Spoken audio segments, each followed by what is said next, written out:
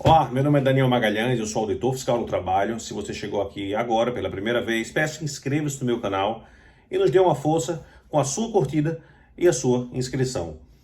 Perguntas que são bem recorrentes no meu Instagram acerca de preparação para o próximo concurso de AFT. Estudo de lei seca. Daniel, qual seria o melhor estudo possível? Bom, o estudo de lei seca me parece um estudo mais direcionado para uma parte do meio para o fim da preparação do candidato. Por quê? Porque os cursos, eles se dedicam essencialmente a esclarecer e facilitar o caminho do aluno por meio da explicação da lei seca. Então, se você vai ler por primeira vez, pegar um exemplo esdrúxulo, o Código Civil, você não vai conseguir entender, às vezes, muitos dos institutos que ali estão. Então, se você faz um curso e só então vai ver a lei seca, é provável que você, além de rever os conceitos que você tenha visto no curso, você consiga entender melhor o que a lei traz.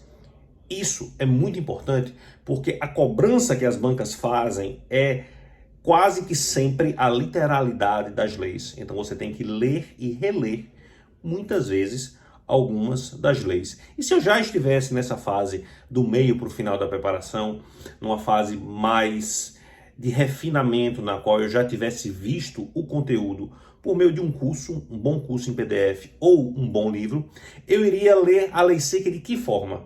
Em primeiro lugar, eu iria ler a Constituição Federal. Em segundo lugar, eu iria ler tudo aquilo que fosse codificado. Por exemplo, a CLT, o CPC, o Código Civil, com o exemplo que eu trouxe, o CTN, se fosse o caso.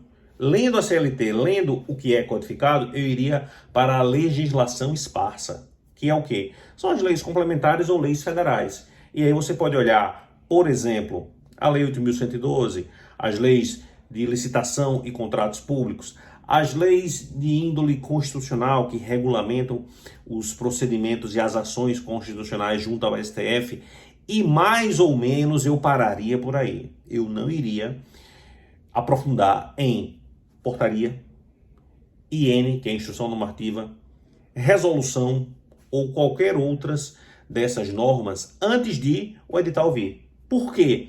Porque é bem provável que a portaria ela seja modificada do último edital do seu concurso para esse. Não estou nem falando necessariamente do AFT, que teve 10 anos, então inúmeras portarias, INs e resoluções foram modificadas desde então. Mas é muito provável que no curso da autorização até a publicação existam publicação do edital, existam publicações de portarias, INs e resoluções. E no caso específico do AFT, a única portaria ou as únicas portarias que devem ser objeto da nossa leitura são as NRs. Para quem não sabe, elas são portarias.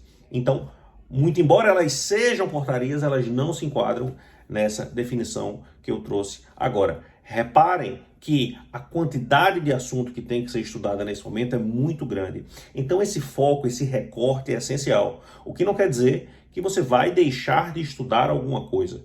O que eu estou querendo dizer é que, neste exato momento, você vai priorizar aquilo que lhe parece mais interessante. E, falando ainda sobre coisas interessantes, eu fiz um vídeo recente no qual eu falei as matérias que tem que ser objeto do nosso estudo no momento pré-edital. Se você ainda não viu, veja aqui embaixo o link que eu lhe remeto lá para aquele vídeo e então você pode também saber um pouco mais dessa minha estratégia. Um grande abraço e até mais.